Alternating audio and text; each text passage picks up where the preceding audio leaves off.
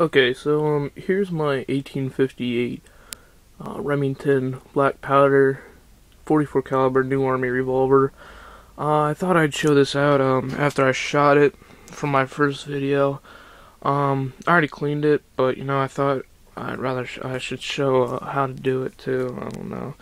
I mean, a lot of people that do it out there on YouTube, but like one guy I saw just does it all in water. I mean, that's completely not good for it, but I mean, hey, that's a way to clean it. I mean, that's your way to do it. So, I bought mine brand new from Bass Pro in Harrisburg. So, it's about 424 bucks. But it came in a molded pouch, or like one of the plastic things that you'd get like a little toy gun in. Just big molded plastic to the whatever came in it. It pretty much just came with the gun, the flask, the powder measure, the nipple wrench, the primer capper, whatever you call that, and it came with some cleaning supplies here, including this ramrod. I bought it from Traditions. That's the company that made the replica. So, alright, well, I'll start over here. First, just pull down your top ramrod. Alright, then you got your cylinder rod right here, so you just pull that all the way out. And then what you do is that make sure your hammers or your rods are all the way down, and then just like that, just pull back your hammer a little bit, thing will come right out. And then usually what I do, before I saw videos on how to clean this gun on YouTube, I just took this brush right here. As you can see, it's just made out of like some plastic hairs or whatever. I usually shove this down the bore of the gun about 2-3 times. Gets a lot of the gunk out of it. While you are cleaning these things, if you notice that down on the bottom there, it will gunk up.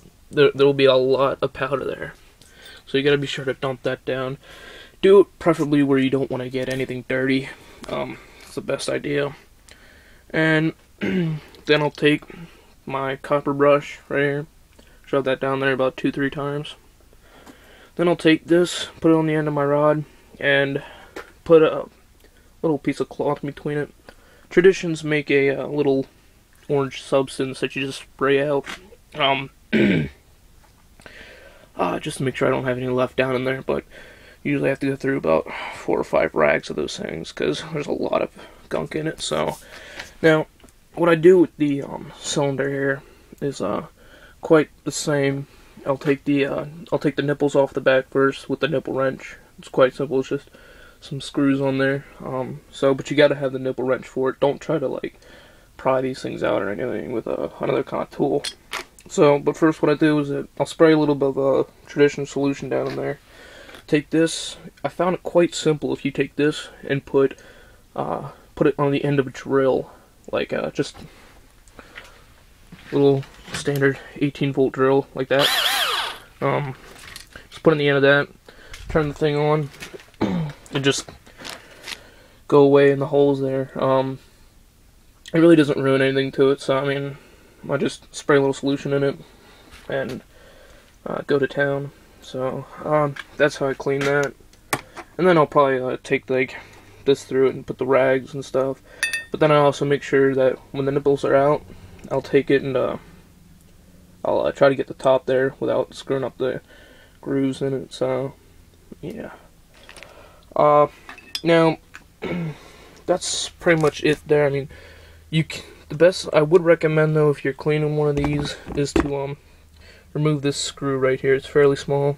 All it does is it removes the ramrod and the cylinder pin.